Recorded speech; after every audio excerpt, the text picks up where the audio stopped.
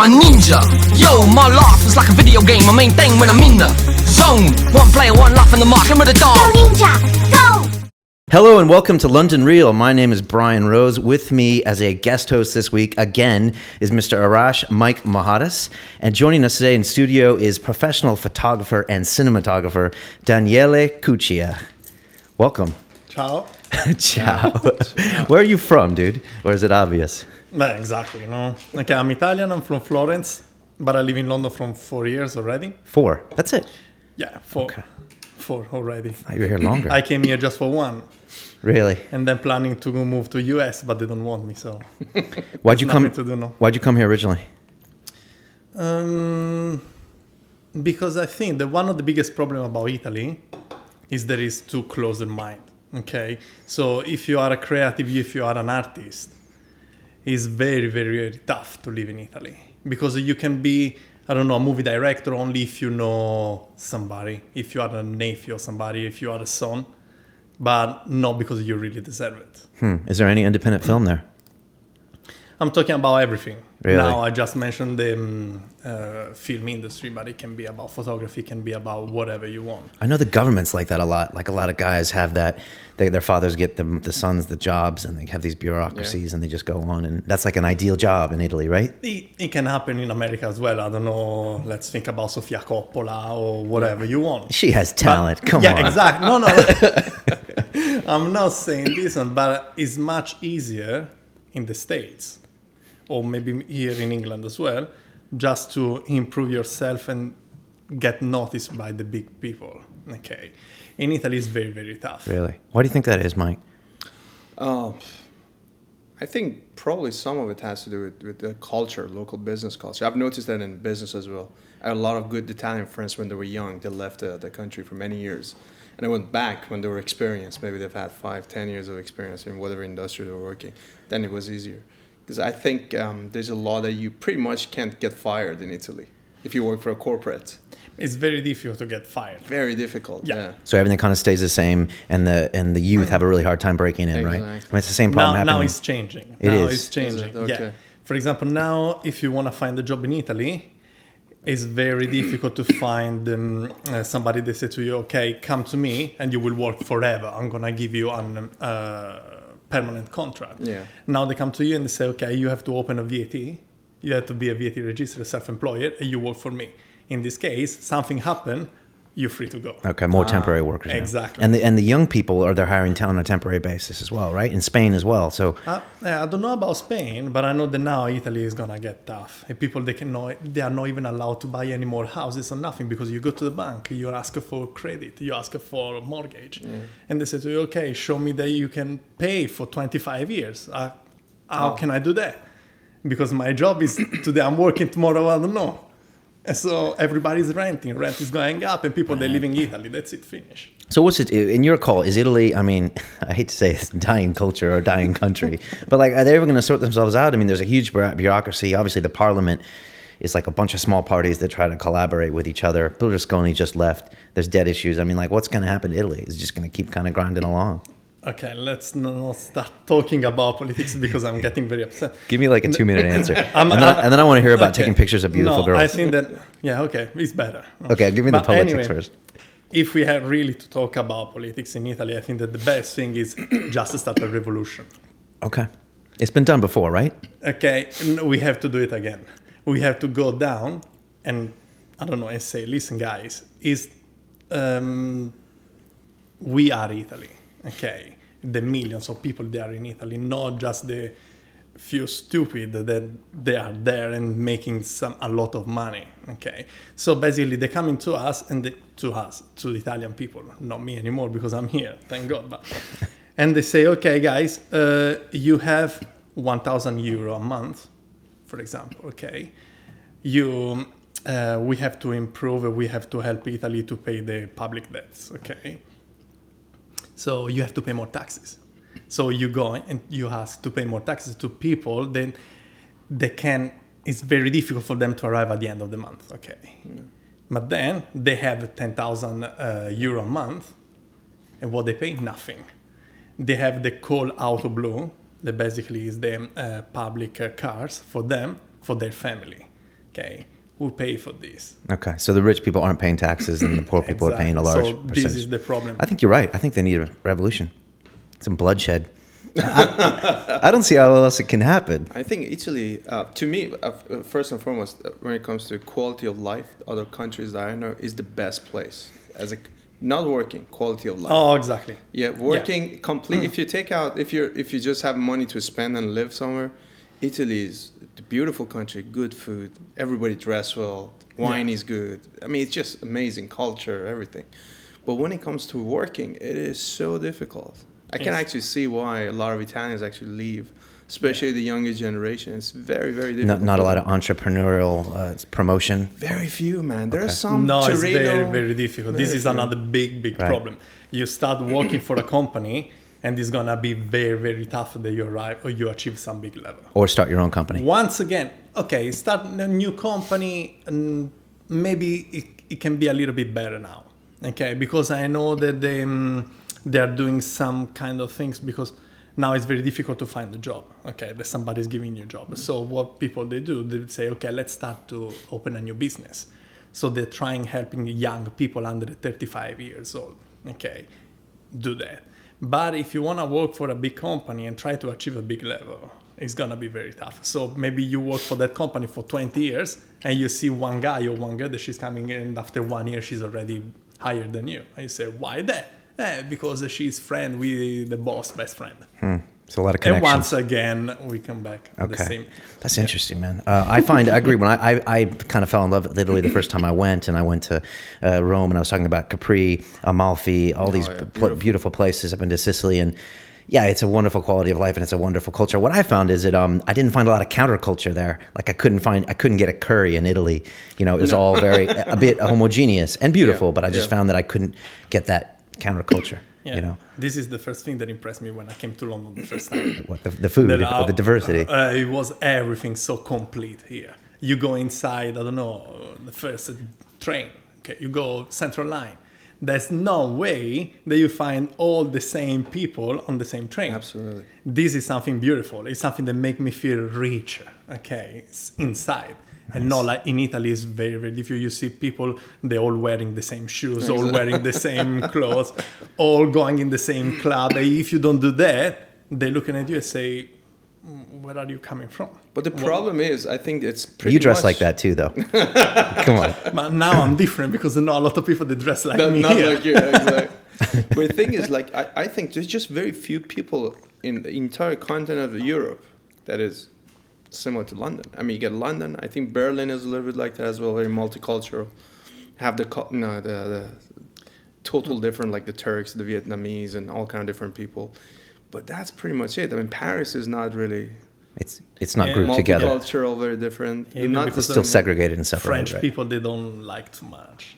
I People don't from know, inside. but yeah, maybe. I'd say Berlin's close. Berlin feels is the second one. To Berlin London, feels I to would me say. also though it's like it's kind of like the Germans, Turks, and a couple others, and then there's very little else. Very little else, but it's still But open because it's an open-minded artistic city place. too, right? And it's changed so much with the reunification of East and West Absolutely. and stuff. I had a good time in Berlin. I'd like to go back and Berlin's check a it cool out. place. I was watching that movie Hannah last night. yeah. She's this crazy like 14-year-old girl kicking everyone's ass. Yeah, She's in Berlin, and it looks crazy there. She's wow. That girl, she's Berlin very is pretty cool because it used to be all the draft dodgers in Germany. I mean, you still have to do military service like Italy and France and Germany. And all the German draft dodgers, they would go to Berlin back in the days. Okay. Because if you go to Berlin, you didn't have to go to the military. For some reason, it was like a free zone. Oh, because maybe they were still occupied by the American, French, and Yeah, and but British that was or something. before the wall came Oh, down. before, After okay. that, I mean, obviously, no, it still is a bit, the legacy of that is there, but because of the fact that all these like pacifists or draft dodgers or, because of that, you have all this rich cultural melting pot there. All artists are there, all kind of, but high on unemployment. It's like 23, 25%. Yeah, really I was there 2 years ago for the. But people don't care about it. They don't. They just keep going. They're like, whatever. I was there 2 years ago for the Berlin Film Festival. You should check that out. It's a really good festival. Cool And place, yeah. Shutter Island was there, and Scorsese was there with DiCaprio, and we got tickets for that, and it was awesome. And it was all located in the old East Berlin, which is like where all the fun new places are and stuff. You go back to the West Berlin, and it feels like 30 years ago. You know, it's all that old architecture and stuff you see in like the Bourne movies and stuff. But yeah, it had a good vibe. I wish I had a guide. Because I think you need to know some locals to show you the cool places. Oh, definitely. Because I didn't know where I need to to go back to Berlin again. because once I went, there were 4 days. It was raining, it was freezing, it was so windy, I couldn't enjoy. Yeah, I was snowing when I was Then I there. almost got arrested the first 3 hours that I was in Berlin. Can you talk about that? Yeah. What'd you do? That's going to be the quote on YouTube. I almost got arrested the first few hours. No, basically, now this is something funny. Now that I'm talking about it, just arrived in Berlin. I can see 2 policemen talking. Okay, I was looking for the bus stop that it was taking me the bus to the hotel. So I'm going at the back of these police guys. I just put my hand on the shoulder of one of the 2 from the back, like, excuse me, I'm here. Very I need-" Italian.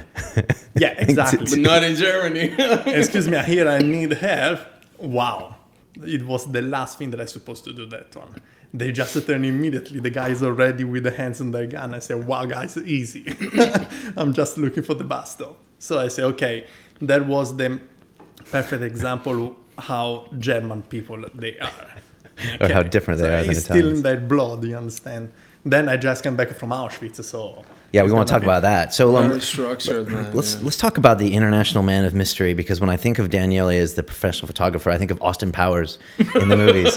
Because, like, come on, let's be honest. Back in the 60s, the photographer was like this cool dude, right? He was making images of people, or at least this is the Austin Powers thing. But come on, being a photographer was hip back in the day, right? I remember even Magnum PI, what was it, TJ? The black dude? yeah. He was always taking pictures, and he had that, like, he was kind of like, the photographer. But why is there this fascination, or at least there used to be, with the photographer? And is that true? I think it's still... It still is, right? Yeah, it's like wearing a uniform. So when you see, I don't know, a pilot or, I don't know, the man with uniform has some kind of attraction, okay? And the photographer, I don't know, I have no idea. I didn't know before become a photographer that it was something like this, but it's quite nice. Even in front of people, when you say, what's your job? And you say, I'm a photographer. When you put the word fashion in front of photography, is even better. Okay. Of course. So And plus, I guess you're also bringing out the best in people. That you're kind of their intimate. They're showing you intimate moments. They're actually performing for you, aren't they? Your subjects, to a certain extent. yeah, okay. I'm no, I don't know, Martin Scorsese. So people they're not coming in front of me and they start acting or whatever and say, "Oh, please let me do a movie with you." Okay, But come on, I've been on photo shoots with you, and you have to bring out that moment, where it's like boom. No, And exactly. on that same note, he took me around Old Street when he took my 40th birthday pictures, and I mean, it was me and him and a camera, and people were stopping, like 10 people or 5 people stopping. going They're like, on? What's going on? That's a shoot. Yeah, and it depends even what kind of camera you have, one less. Because if I'm coming and taking picture of you with my iPhone 4S, Right. I don't know, not a lot of people they will start. talking. Even common people can tell an expensive camera. Exactly. How did you start in photography? I mean, Okay, this is another funny thing. I did study movie directing. okay, interesting. Because that is what I want to do. This was in Italy. In Italy, yeah, in Florence, Okay. for 3 years. And every time that we had the photography lessons, I was never there. Because I say, why have to go and spend and waste my time in photography lesson when I want to be a movie director? So I never went on a photography lesson. And I say, oh, these people that they spend 2, 3, 4, 5,000 pounds on camera, they must be crazy. Just buy a stupid small camera and you can take easily nice picture with that. That was my first big mistake. It's a huge mistake. Huge mistake. Because now... But you said real- your film school was very theoretical as well, right? They made you watch a lot of old movies as Yeah. opposed to do a lot of practice, Yeah. right? So you start with all the lesson, Lumiere Brothers and all these kind of things. How the Bicycle cinema- Thief, all the old Exactly. school That ones. was my first movie my dad took me. I was 4. That's crazy. Victoria De Sica. Oh, Bicycle Vittorio, Thief. you see? I've seen it. Old Oh. school Italian filmmakers, man. It's different world. Beautiful. Beautiful Yeah, movies, man. you talk about the Sica, Fellini. Fellini. We have plenty of all the people that they make big cinema industry. in Italy. Absolutely. Was Now it's not like this anymore. Was your film school unfortunately. trying to produce that kind of director? Is that the feeling you got? A very classical film education? The point is this one. My teacher is a Sicilian guy, okay? And my father is Sicilian, so Sicily is something very important for me. Okay. My favorite designer are Dolce & Gabbana. There is Domenico Siciliano. Dolce is from Sicily. So you Is he? still I have, didn't know that. Exactly, you still have this nice man, old style with Basco, all these kind of things. There's an edge to it. And so I can tell you that yeah, Italy has this something for me, something very important. Why do you think the movie industry has, or the art industry has gone backwards like that? I mean, from being almost like a birthplace as a, You can think about Sergio Leone, for Yeah, example. yeah. Okay, he was an Italian director. He just moved to US, Amazing. and he's the guy that invented spaghetti western. Yeah, it's shot in Italy, right? No, they were shot in US. Really? Yeah, of course. Oh, I thought they were shot in Italy to look like the U.S. No. Just think that Clint Eastwood was the main actor. I thought they moved him over to Italy to shoot those. No? No. Oh, I thought they made Italy look like the U.S. No, because I might check you on this one. Yeah, we're gonna. Because later he definitely came over and made some movies. But anyways, he's a genius. Yeah, he was. Okay, now we can. I don't know. We have Tarantino. Tarantino always say one of my first inspiration is a Sergio Leone. Yeah. So every time that Tarantino say, "Give me a Sergio Leone," Yeah, extreme close up. Can you imagine? Give me a Sergio Leone is something. Wow. It's like eyes only close ups, you know. And so you see this. Could it be like I'm always thinking about that, but it would be nice to hear what you guys think. Could it be that it's just because of the post World War II like era, it's still not easy, difficulties? Could it be because of that the art, especially the movies in Italy, grew like that, came from a realism? I think it could be. I think you get a lot of creativity when you get in a tough situation Tough like situation. that. I mean, but the funny thing about Bicycle Thief is it was made in the late 40s or something? Yeah, just right after the war, and you can see all the guys walking around and the unemployment and the whole thing. Difficult. That one was the golden era for Italy. How did they make that movie? I mean, that was like literally 48 or 49 when there was no money, massive unemployment, and anyways. There's another thing. Now, unfortunately, we miss these big minds in Italy. We have a few directors. I don't know. I'm thinking about Gabriele Muccino. Yeah. That is an Italian young director. What did he direct? Who directed Gomorrah, that movie? No, it's not him. Okay, it's very good. Yeah. Have you seen the movie? Gomorrah, oh, beautiful. But that is a very tough movie. Very tough movie. I loved it. And it's impossible to understand for me that I'm Italian. So I need subtitles as well. Oh, really? Because you can't understand the Napoli dialect. So can you imagine? But that is a big movie. And I think that the director of the movie is even traveling with bodyguards. Must be. Because the director. Author I know the author is gone. The director or maybe too. Maybe it's the author. The author definitely is, yeah. Because he's talking about something true. And it's very dangerous. When you go to Italy and you go in that subject, it's very, very, very dangerous. But we need this kind of people. Okay, so I'm thinking about Muccino. Muccino is more easy guy, but Will Smith fall in love with him after the movie L'ultimo bacio, The Last Kiss. Okay, I don't know. I should watch it. And then they made the movie together, two movies together. The Pursuit of Happiness and another one, I can't remember the title. Was this a while, years ago? Yeah, but not long time. Maybe Okay. 4 years ago. What was the name of the guy who won the Oscars? Life is Beautiful. Yeah. Roberto Benigni. He did. Yeah.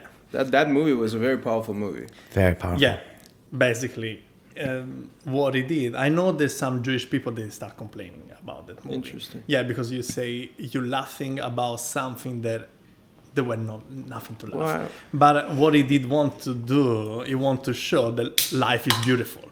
So everything that happens, so the bad things and the good things, you have always to see in a positive way. I think he showed the bad stuff by making fun of it, making it good. Absolutely. He showed how, because you watch Schindler's List and you're like, this is bad. But when Fellini shows you, it almost looks not worse, but it looks bad because. Dude, it was tough. And he's making fun of it, and the real. I gotta say, I cried in the end of that movie. Really? When the kid, the kid at the end. He's Jewish, right? Fellini, apart.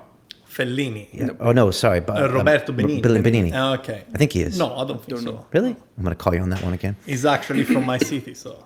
Is he? I saw him in Firenze when I was there like 4 years ago. He came into a restaurant after a shooting. His Oscar speech, did you hear that? Crazy. Yeah, it was.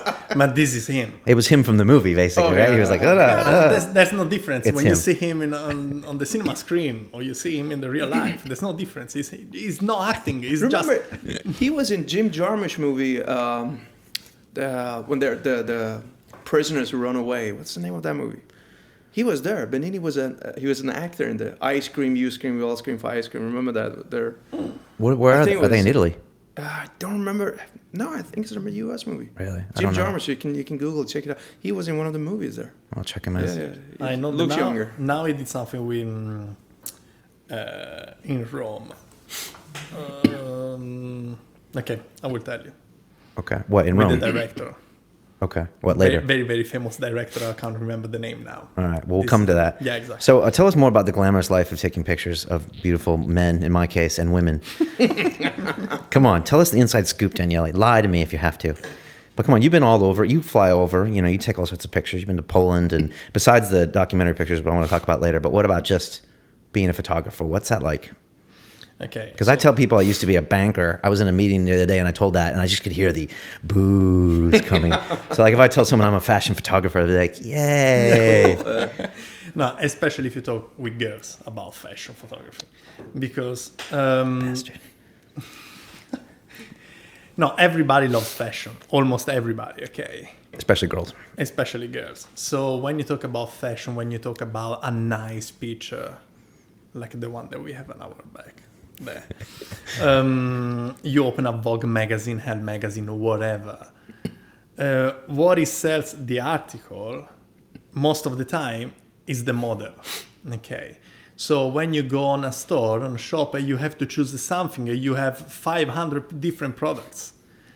What it makes you think, okay, I'm gonna buy this one instead than the other one. The first thing is, if you are already a customer, you're happy with the product. If you are not, and this is your first time, you always will remember about the advertisement of the marketing campaign of something, or more you talk about a product, and people, they get excited. Absolutely. Let's think that. So it's a picture, really. It comes down to that. Exactly. Let's talk, I don't know, about the king of marketing, that is Apple computer, Yeah. for example. Okay. We've had some When- of those discussions. Yeah. When they did Daniele is in love with Apple, by the way. Exactly. How many Apple products do you currently own at this moment? Pieces of hardware? Or that are in transaction? No, 4. 4? Yeah. I was thinking 10. No, why 10? Because anyway, I have a laptop, I have a screen, I have an iPhone, iPad, so that's it. Yeah, What like other 3 iPads. But all right, anyways. Tell me about Apple. Because I thought you were going to say Dolce & Gabbana there. Actually, I was going to No. ask you about the old Remember Benetton had the advertising, many colors or multicolors. Benetton, yeah. Benetton, they had these multiple different different races of people. Yeah. Black, white. Mario Testino was shooting my for God, Benetton. that and was became amazing. famous. Yeah, exactly. Oh, this is another big example. So you think about Benetton and you think about colors. Okay, something that makes you happy. And people, they were buying a lot of Benetton stuff. Simple And clothes, right? They were spending... Low price points. Simple clothes. Yeah. No, it used to be much more Did it? hip, cooler. It just somehow It was definitely cool. dropped. It was cool, definitely. 10 years ago. 10 years ago, yeah, or even longer. And that advertising, I remember they started with this really revolutionary. I mean, First time you ever saw blackface, whiteface, Exactly. brownface. Yes, and they were Exactly. playing that. That was just amazing. Yeah, United Colors of United Benetton. Colors of exactly. Yeah, they made famous Mario Testino, that is one of the biggest photographers alive. Okay, Yeah. So, interesting. thanks to Benetton. So when you think Apple, what's the one or two ads that come to your mind when you think about their marketing, or is it more than just a picture? No, okay. When you think about Apple, okay, my first Apple computer, it was when I was 18, so 12 years ago. 18 years ago, on a Mac, it was very, I don't know, you were talking with people, I have Apple, and say, what is Apple? At least in Italy. Okay. Office, Microsoft Office even didn't exist for Apple at the time. True. But I was studying movie directing. Okay, so you have to own an Apple, Right? Because it makes your life much, much easier. Then when you own your first Mac, you become like when you buy a Ferrari or you buy a Ducati motor. You don't have something in your hands, okay? It becomes part of you. How did you describe this on our last episode? What do you call that? When a product becomes... I would say it's an emotional connection, then it turns into a lifestyle product. Right, you called it a lifestyle product. It's a lifestyle where it's product. part of your life. Yeah. Apple is the lifestyle product. Yeah, exactly. It is. I know it is with you. I mean, you're constantly using your Apple. If I took all your Apple products away for 24 hours, what would you do? Oh, I will kill myself. No, seriously. Every time I'm traveling abroad, okay, the first thing that I'm buying when I arrive in the airport is the SIM for my iPhone because I need to be on internet all the time. So I remember when I was in LA, I did the same, and I had big problem because in LA, in US, you cannot have a micro SIM like here, like a top up. You have to have a contract. Okay. To have a contract, you have to have a US bank account. So you cannot have a US bank account if you don't have a property. And so I say, how can I do that? Every 10 minutes I was in the Mac drive using the free Wi-Fi connection from McDonald's and try to go on Twitter, on Facebook, or uploading all my pictures. Even because I was alone, so it was More important. it was the only way to connect to the world. Okay. What's a lifestyle product at that point? So absolutely. you have to do that as well. Or for example, when I went to Auschwitz and I took a picture of Auschwitz, I say, how can I not share this picture with everybody? Tell us about that. You just went to Poland. Did you go there for some other work? Or did No, I was there on holiday. And Okay. Auschwitz, it was on my mind for long time. Why is I that? was always attracted by history and especially what did happen, Hitler, Mussolini, all these kind of things. And you never realize how reality was until you're not there. I'm 30, almost 31 now. And only now I can really feel when I was there that I was walking like a Jesus Christ on the water. I was walking like on the blood. I could feel it. The scream coming out from that land. Powerful, right? It was unbelievable. Is it untouched pretty much since the war? Yeah, it's still the same thing. Exactly. So this is the best.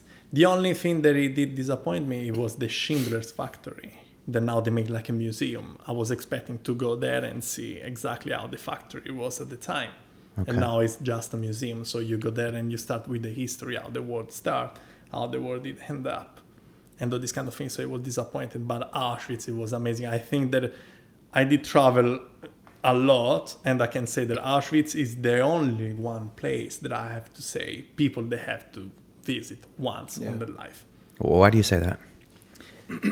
You cannot do that. You can just not do that.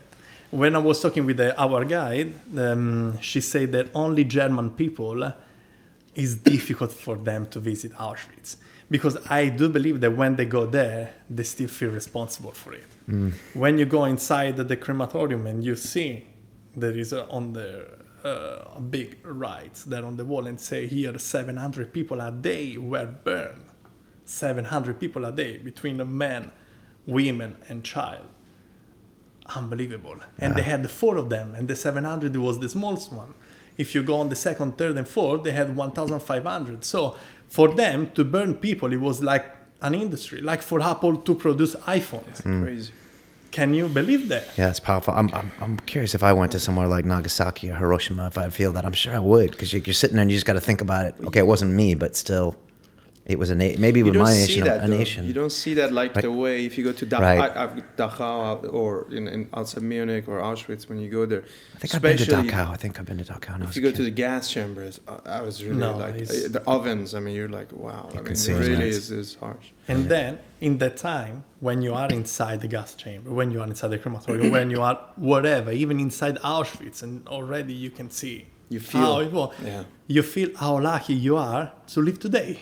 Absolutely. Because you say, can you imagine if I was, I don't know, a homosexual, a Jewish person, Gypsy, anything different. Witness Right. or whatever, at that time, how it could be my life. Okay, if you were doing something wrong, there, it was, for example, talking Polish, the only language in Auschwitz is German. Okay, if somebody was talking in another language that was not German, you were killed immediately. So let me tell you a story because we were talking about my old business partner being Italian. Okay. He's half Italian. He's from his mother's side. His grandfather was Croatian partisan. They fought against the Nazis. Okay. The old Yugoslavia under Tito and so on later. Okay. And his grandmother was from Ukraine. And his grandmother's family was wiped out in front of her in Ukraine. And she was sent to Auschwitz, I think because either she was doctor or nurse, so they needed that. Wow. So the family out. And his grandfather, Massimo's grandfather, was captured during the fight. And he's also sent to Auschwitz. Oh. So his grandparents from his mother's side met in Auschwitz. And survived. And they had a child, which you're not allowed. So his uncle was hidden in the blankets for first year. Oh, wow, 1 that's year. crazy. It's amazing. So I met his granddad, and then he passed away. His grandfather at the time when I met him was 84 or 83. He was the oldest professional marathon runner in the world. Dude, OG. I mean, we're talking old partisan, you know? He was a professional. He was sponsored, I think, by Nike and Coca-Cola. Wow. And he would... So he survived Auschwitz, basically. He survived Auschwitz. And with the kid, got the kid out as well. And the kid. Wow. That's Did the Americans liberate Auschwitz in time before they destroyed everything? They did, right? I mean, they found people alive, There right? quite a lot of people found, No, but there I mean, were a lot of people people alive. died as well. Obviously, yeah, obviously. And they die almost to 1,500,000 people. At that place.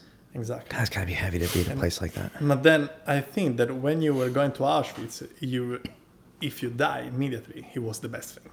Probably, yeah. Because the way Suffering. that they suffered that people is just crazy. The way they were doing experiment on people, especially they were interested in a twins child. Right. Okay. Already when you can see the railroad inside Auschwitz, the people that were coming outside from the train and they were staying 3, 4, 5 days, 1 week inside the train because they were coming, for example, from Greece. From Greece, they were going to Auschwitz. People can imagine the travel they had to do. And they were not stopping. So there were no toilet inside the train. So you can already imagine how people they can survive inside there. The one that were alive, they were arriving in Auschwitz, a doctor immediately were doing selection and say, you're good, you're not good. People that were not good, immediately gas chamber burned. That's it, like this. Okay, if you were good, you go to work tomorrow morning, immediately you start. Some people, they were working 14 hours a day. After, they were going and you can do like very disturbing torture. They were staying up all night in 5 inside like maybe 2 meters square. Okay, stay up all night and they couldn't fall asleep. Can you imagine? And in the morning they don't go into bed. They're going to work again. And you saw this at the museums there? Yeah, exactly. Okay. This is something that you see in the museum. It's crazy. So you really think, wow. I think it's worth the trip. The surprise me is, okay, you have one person, Adolf Hitler. Okay, he can be Adolf Hitler. Okay, sick. But how you can convince an entire country to believe in what you believe? Yeah, that's a whole another podcast. That's a tough question, man. Because he was popular. He was popular in the late 30s. Oh, you lived in Germany. Okay. I lived in Munich for 7 years, and I have German friends. I actually have a good German friend of mine whose grandfather was a high-level army person, I think general or just around that, and they were fighting Hitler, and they all got killed. I think it was a movie made. There's a movie with Tom Cruise, Valkyrie. There were even Germans who didn't agree. And bear in mind, Hitler took over, not even a majority initially in that country. So it's, these type of things can happen literally anywhere. And he was very popular in the late 30s. Once you're... And it was a broken nation coming off of World War One. They wanted their pride back. And there was so many different factors, so many different factors that once they come together, it could take... A culture like German culture is a very rich culture. I mean, you think about music, you think about philosophy, you think technology, everything they had. I mean, it just got ruined by one generation of people who suddenly, and they were in minority as well initially. Do your German friends talk about it much? Some of them, for some of them, you can definitely see still today a collective shame. Right. I mean, it's even worse with the young. I mean, once you're past 2 generations, the younger generation in Germany today are very open-minded. Actually, Germany as a country is probably one of the most open-minded countries I've lived in, to be honest. Now, because of the backlash of that, the younger generation, they just can't believe that. Right. It's essentially how it's emerging. I think just, Germany almost ended up paying for a lot of Western European reconstruction and their economy, pulling everyone up the last 30 years. And I think in the last couple of years, they're kind of now getting a little bit of swag. Well, the U.S. paid with Marshall Fund. They did that as well. Plan. But the last 20 years, the German economy is really the backbone of Europe. Absolutely. And yet they haven't asserted the power along with it until kind of now. And I think now, they're asserting it with Greece and in Italy and debt restructuring, and people are feeling it. But they have the power. they do, and I don't know. You could argue they paid their dues. I don't know, but I guess everyone should probably check out Auschwitz or Dachau or something like that. I've been to Dachau when I was 15. Tough It was pretty film. heavy, but I'd like to go back now that I'm a little older. Seriously, it's something that I really advise to Good. everybody. We're going to put some of Daniel's pictures up on this on Love the to see video. that. If you're listening to Love this to on see it. audio, but if you check it out on YouTube, we're going to put some of his pictures up Love Yeah, to see that. and check them out. But I'm just going to switch gears here. We had Absolutely. a bunch of questions on Facebook about Daniel because he's got the coolest job in the world. Absolutely. When I have a Goldman Sachs trader who's become a cage fighter, no one wants questions. But when I have a professional photographer, I don't know. It would be better if I was Absolutely. Robert Pattinson shooting Twilight. Okay, then. then maybe some more. But we actually had questions from guys too. It wasn't just girls. But you saw some of those questions yesterday, Daniel. I'm going to get some. First of all, thank you to Rabia Mahmoud. She's a big supporter of us for your question. About for, the brain. She did ask about the brain, isn't it? I'm going to ask that one first. Also, Brad Waldron, who was here 2 weeks ago. You know Brad. Yeah, He's Brad a cool very well, dude. yeah. And there was a bunch of people asking questions. I'm just going to, Jason Schoenecker, Richard Jason Schoenecker. So Rabia asked about your right and left side of the brain when you do photographs. I guess she's talking because it's technical and artistic at the same time. Yeah, I know that there's one side of the brain that is more advanced about the memory, and the other one is more advanced about what you're actually doing. Or is Now- it creatively as well? Do you know anything about this? No, it's not a stupid question. Let's talk about it. But I'm not a doctor, and so I cannot answer properly about this. So every time I'm taking picture, I don't know what side of my brain I'm using. Yeah, but you're doing it, and I've seen your pictures, and they're beautiful. And you shoot digitally. You got some very complicated cameras. You got some huge fucking lenses that you pull out. They're like 3,000-pound lens. Yeah, but can I talk about this? Yeah. My trip to Auschwitz, to Poland, it came a big surprise for me because I had with me on my backpack a big lens, three big lenses, one body. So it was almost a 6,000 pounds equipment, okay? 90% of my pictures, they were taken with the iPhone. Really? Yes, Can you explain that? I can. I just can. Maybe it was because... the problem is that I have one body, three different lenses. So for every kind of pictures, you have to change the lens. It's a convenience. So it starts to Easier. be tough every time. Open the backpack, and people, they don't wait for you. I was with a guy that was with a lot of people with me. They just don't bother. Okay. With the iPhone, you just take the iPhone out from your pocket, tack. Do you use the finger thing to focus on certain things in the iPhone? Or Exactly. you do. Yeah. You do that. And is that You do pretty good with the it's S, the pretty 4S? good. Then you have amazing application for the iPhone. They can transform your picture from a basic one to a very, very, very good one. Which app do you use? So Camera Plus is my Yeah, I've favorite. used that. It's a good one. Yeah, check that out. Yeah, it's my It's favorite. fast one. as well, isn't it? Yeah, that is my favorite one. And then you can immediately upload the picture on Facebook, on Twitter, or whatever. So it's gonna be very, very, very fast. You don't Social need. payout right away. Yeah, exactly. You don't Jolts need of adrenaline. to take a picture with your big DSLR, put on your MacBook, editing the picture, and then transfer. No, just you want to do something quickly. Mike talked about this last week, where you talked about the whole concept of a text message, how you're transferring emotions on an instant basis, and that's why people love it, right? Because they know that they're sending emotions on a real-time I think basis. to me it's very interesting because once actually we back in the days when we started making phones with camera in them, everybody thought like, what the fuck? Oh, yeah. Why do you have camera? There's digital cameras. Everyone thought that was So I'm stupid. very, very interested to see somebody who's a professional photographer actually looking at a mobile phone and using it in a way because of the convenience factor or whatever reason, the instant reason you can actually instantly take a picture, and then upload it or whatever. Yeah, there's actually right now, I think one of the girl Lisa Bethany that everybody should check, that she's traveling around the world. She was one of the girls that she create Camera Plus application. Okay. What's her name? Lisa Lisa Bethany. Lisa Bethany. Okay. Yeah, double check. Okay. She's very pretty as well. And Is that why you remembered her? yeah, even because I started following her even before Camera Plus, because she was actually a model, then she became a photographer. She's actually a good photographer, and then she helped them these people out from Tip Tap to do the Camera Plus application. Okay. And now she's traveling the world, I think in 40 days or something like this, only with an iPhone 4S. Wow. You just said something there. You said she's a good photographer.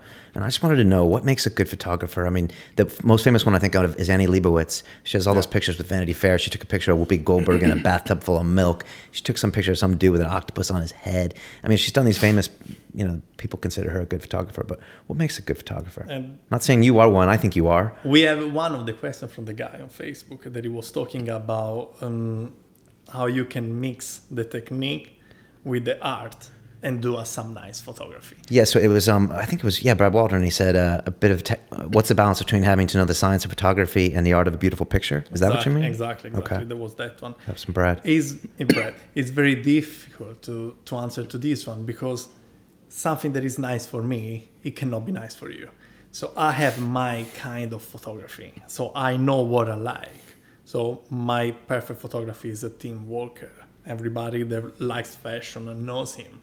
He was shooting for Vogue since he was very young, and he's still shooting today every single Vogue. What's his name? Tim Walker. Tim Walker, okay. He's from London, he's actually English guy. Okay. And he's a big guy. But some other people, they look at the picture and they say, they just don't say anything to me. Yeah. Okay, and it's crazy. It's not just possible. Like people, when I see people and they say, I don't like iPhone. How you cannot like iPhone?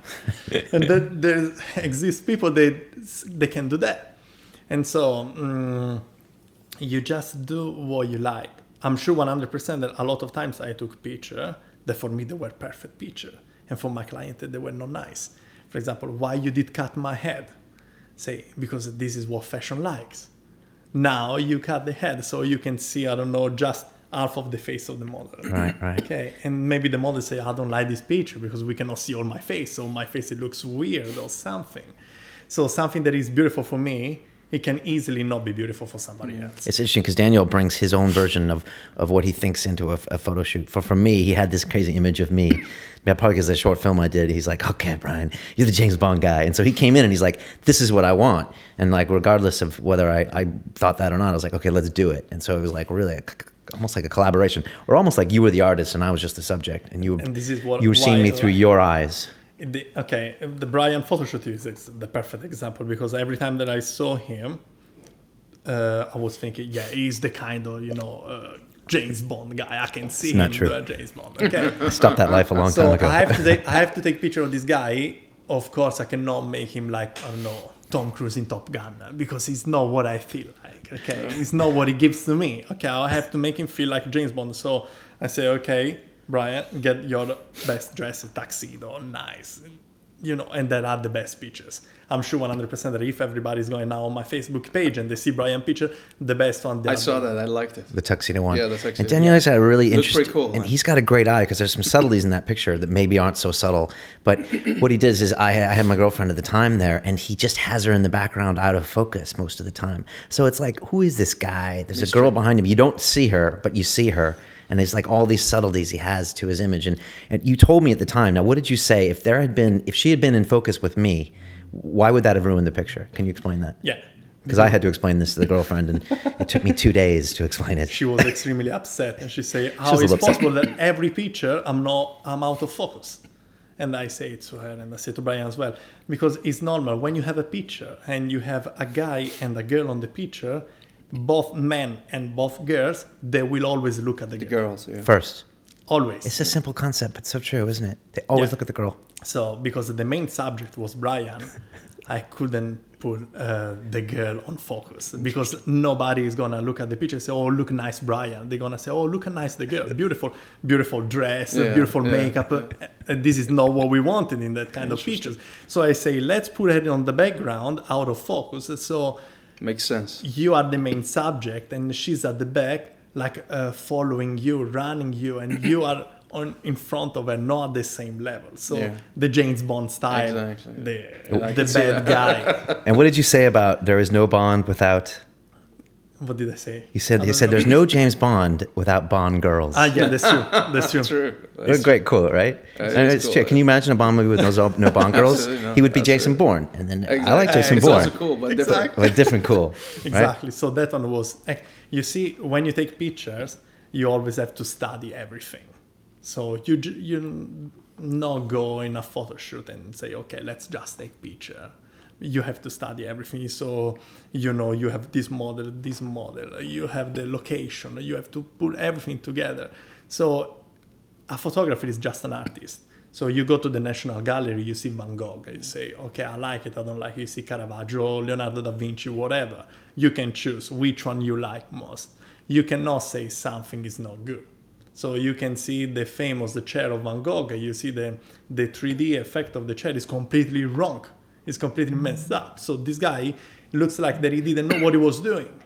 And he didn't know what he was doing, and for this reason he's Van Gogh. So you love Van Gogh because he was crazy. He was doing something that is not reality, it's not real. So he did put that chair that in the reality it was completely different.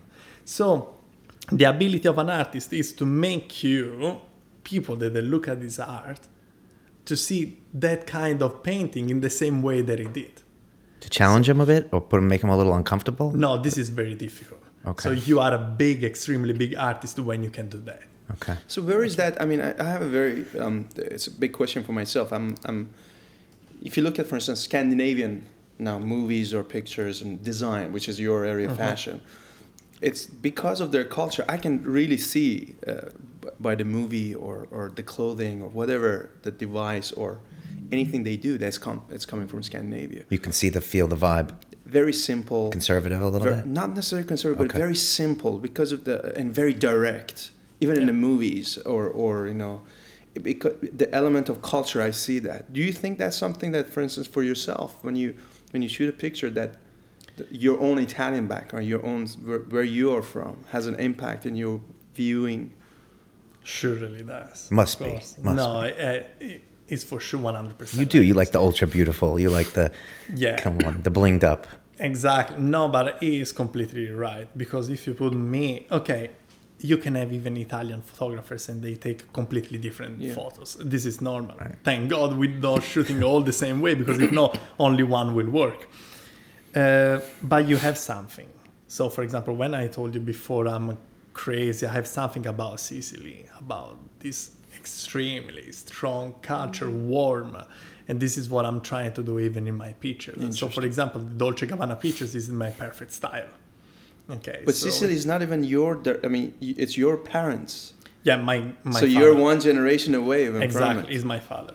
But I was always in love because my favorite movie is The Godfather. Okay, obviously. So, so you love all these kind of things. So every time I'm going to Sicily, there's something that I'm falling in love. Every time is something new. Interesting. I love Florence as well. I love Tuscany, as I think is one of the most beautiful places in the world. Okay, but Sicily has that something. Rawness. Is that something that rustic, very rustic. It's exactly. Rustic. It's rustic. They still on that very old age, and this is what you love. This is what makes them different from the others, and this is what you love. And that comes into your art a little bit subtly, like you said, almost a generation removed. You're trying to find kind of where the cultural for bits me come it's in. very interesting because I'm interested to find out because that's the artist. I mean, we can talk about the technique and asking what's your favorite camera, etc. Because that's another area where some people I know friends like, okay, I just shoot with Canon, whereas somebody said no, just Leica. The other guys is just Sony, and there's a certain way of because of the way that type of device obviously brings out whatever they want to bring out. But to me, the artistic part is what sets apart a really great, picture from. You don't really need a particular kind of camera or something. You can just express yourself with whatever. The iPhone. Yeah, exactly. With an iPhone, for example. Like we were talking before about the iPhone. Then when you own a camera, my camera is my girlfriend. Okay, so I'm not thinking in my life without my camera. Every time I'm traveling with British Airways because it's the only company that allows me to take all my gears with me on the plane. Really? Yeah. Because of the size of the bag. Exactly. Okay. So if I have to think to travel with Ryanair, for example, and they say, no, listen, sir, you have to check in your bag with your camera and lenses. I'm not traveling. thanks, you go away. He goes out in public and takes pictures of random people sometimes. Yeah, Just because he wants to get the right look or the right shot. That's crazy. Yeah, the most beautiful thing in this world are people. And Believe that. and spontaneity you like Yeah, probably, so right? when you go just in central London with your camera best. and you just take picture of people when they don't know that you're taking Can you picture. capture the energy of Victoria Yes. Station at 8:30 in the morning? I mean, I don't know when people talk about energy. I mean, amazing. I don't know if like a lot of our friends maybe don't live in London, but most of us who do. 8:30 in the morning, rush hour, Victoria Station or Waterloo. I mean, the energy, it's amazing. Just such a dash, huh? Yeah. No, it's true. It's definitely true. And this is why I like people. Taking just bet. people, everybody. So Sounds like a great picture. Get some like picture of like a guy and a girl in a mid argument or something at a dinner table somewhere. Yeah, and just get that beautiful. snapshot where she's like him and he's like, in fact, something that I'm trying to do in my photo shoot with my models as well is I'm always tell them that the best picture is when you don't know that I'm there. So just behave like if there's nobody in front of you. That's right. Don't concentrate on me. Don't concentrate on the camera, on the lens. Just act like if you were alone. Okay. it's tricky. It's a tricky thing. What was that movie Zoolander where it's very he's polishing this look at the very end. He calls blue steel. It's like. Yeah, exactly. Blue And so when he was taking pictures of me, I was like, blue steel. I was like, because like what I'm thinking about at the time comes out on your face. And so if I'm thinking I'm in a photo shoot, or if I'm thinking how much longer, or if I'm thinking I better try to look cool, that doesn't work. You know, you got to be out of the moment a little bit. And Exactly. I give props to these models. Just be yourself and act like if I was not there. They are the best one. Then sometimes you really need a extremely pose for the model or something. It depends on the photo shoot. But my favorite pictures, they are always, sometimes I'm taking a picture of the models. In the meantime, then, I don't know, she's thinking, okay, how can I pose?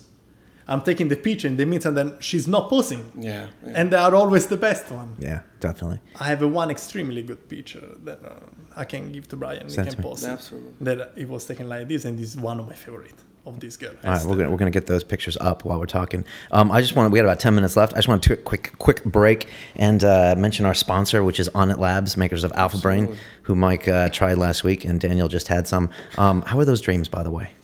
What was interesting was I woke up and I thought, oh, that was an interesting dream. Let me think about, and then almost like a movie, went back in. Into the dream. Yeah. And could you steer it a bit where you wanted to go, or you just get right back the into beginning. Then I normally dream, but it was kind of interesting because I didn't. Yeah, it I doesn't had happen those that too. often. Yeah, it doesn't happen to me. I had those too where I'm like, okay, I wake up for a bit. I'm like, all right, let's go back in there to that little show and drive around. But anyways, that's Alpha Brain. It's a nootropic. It's a cognitive enhancer. It's better than caffeine. There's no crash, and it just kind of keeps your brain working a little bit better and gives you lucid dreams. We'll see how Daniel does after that. But if you go to onit.com, Inception. and and if you type in London Real, you get 10% off. And also, I'm using Shroom Tech, which has the cordyceps mushrooms. I should give you some of that. I gotta try some of that. You're doing those kettlebell sessions, and you roll hard in jiu-jitsu, and I take it once a week before I do jiu-jitsu or I do kettlebells, and it's really good. So anyways, take that. I think I had another question for Danielle, and then I want to hear more about your website, your Twitter, and that kind of thing, how people can get in touch with you. But it was the one question where someone asked about DLSR filmmaking. It was Zaki Solo Dolo, and does it challenge conventional methods in the right way, or does it stray away from what film is all about? And can you explain what he means by that? Okay, I'm a huge fan of DSLR filmmaking. Okay. That's obviously separate just from digital. This is digital, single lens reflective. Maybe you can explain that really quick. Okay, so basically before to shoot a movie, usually you need a big expensive camera. Okay, they were shooting in film, and now we don't shoot in film anymore. Kodak just called bankrupt. Right. So, They still do it in Hollywood, but they're phasing it out, right? no, now when they will finish the film, that's it. They're not gonna do them anymore. There's a lot of directors that still like it. So, for example, if you think about the last Martin Scorsese Hugo, it was shot completely on Unreal Alexa, so digital. All the movie in digital. It was 3D as well. But Exactly. Yeah. So it looked beautiful. It looked digital. Yeah. Did you like it? I love It won Cinematography Academy Award. Yeah, exactly. In fact, good reason. when I saw the movie, I said this movie will win the Oscar for cinematography, Yeah. and it did, because it was Like, the most important thing about the movie is that what it impresses, the photography is just perfect. So every time I'm thinking, like when we start this podcasting and say the photography was stupid things, why I have to go on a photography lesson to do movies? Biggest mistake. Can you imagine you go with that without that kind of photography? It heightened the reality. Yeah. Beautiful. It just brought everything up like times 2. So sometimes I think that the cinematographer is even more important than the director. But okay. Matrix. No, Tells you that. exactly. No, but you can think about every single movie. Go and even Hannah. I watched Hannah last night, and there are some shots that are like 4 minutes long, where they have these long shots that draws the audience in. Beautiful cinematography. I would say if you're a good director, you probably have done camera work. Yeah, no, definitely. Because you really need I think that so. angles. And Yeah. like Steven that. Soderbergh does all his own camera work. Must be, He yeah. does it under an alias name.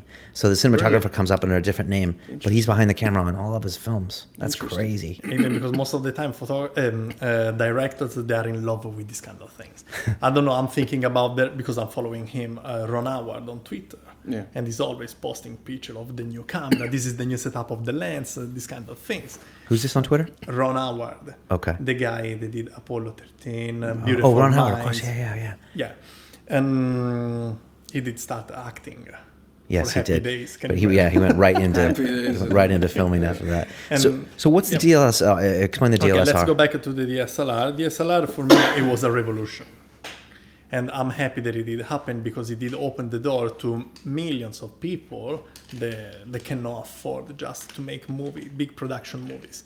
So you can just have a small DSLR for £600-700, and you can really make a short movies and go on the internet, upload the video on Vimeo, upload the video on YouTube, upload the video whatever you want, and that's it. The game is done. Before it was impossible to do that.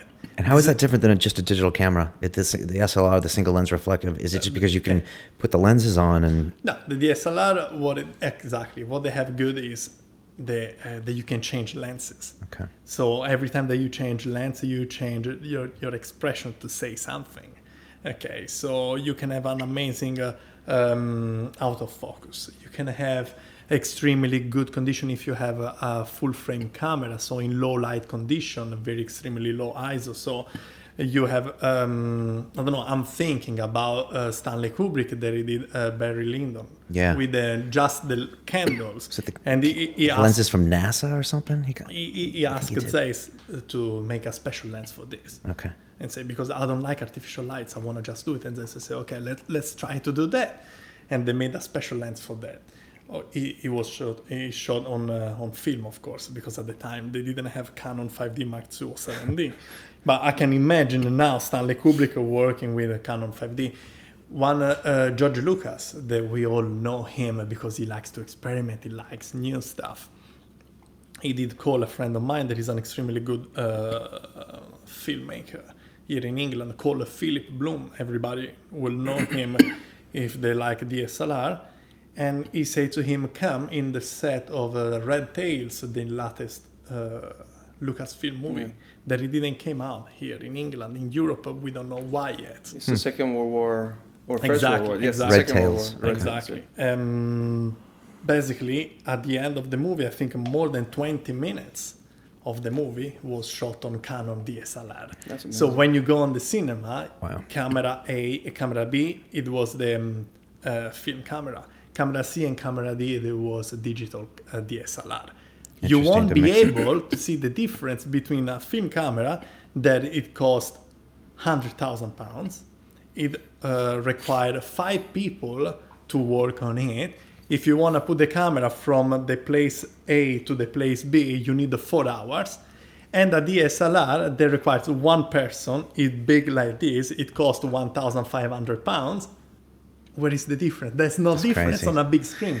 Black Swan was shot on Canon 7D as well. It was. Gosh. All right, well, we're going to get definitely some controversial comments on the back of this, because there'll be some film lovers out there that will say, the film keeps it so warm. But I know what you mean, especially with all the post-production digital things. You can make a digital image look like anything you want, right? It's exactly the same thing with Peach. With the Mac, with a digital camera, you're done. It's crazy, Final right? Cut Pro. I know, wow. All right, well, guys, this hour's flown by. If people want to get in touch with you, Daniel, for their own photo shoots, if they want to hire you as a cinematographer for their short film or for their feature film, how do they get a hold of you? What's your Twitter, Facebook, all that good stuff? My Twitter is at Daniele Cuccia. Facebook, Daniele Cuccia. You can find Daniele Cuccia Photographer or Daniele Cuccia Photography. And my website at danielecuccia.com. Okay, I'll put all those on screen and stuff. So, do you Twitter? A little bit, not a lot. Okay, not a lot. But All right. sure. We're at London Real TV. We're getting bigger and bigger. We're getting some great retweets lately. So thanks for everyone if you can join us there. We're also at facebook.com/LondonReal. Like us, and there's also our website londonreal.tv. But that was fun, guys. Thanks. I feel like we could do another hour or just like scratch the surface. Yeah, but finish already. I know it always is like that. Wow, no. Meditation. I know, right? Next week we've got Nick Gabriel back in the house. We will be talking about our ayahuasca challenge. Nick and I will be consuming ayahuasca in 9 days, and we're going to talk about it before and afterwards. So wish us well, say a prayer for us, and don't turn us in. And that's it. Thanks, guys, for coming. Awesome. It's about the journey. Very good. Appreciate it. All right, peace. Peace.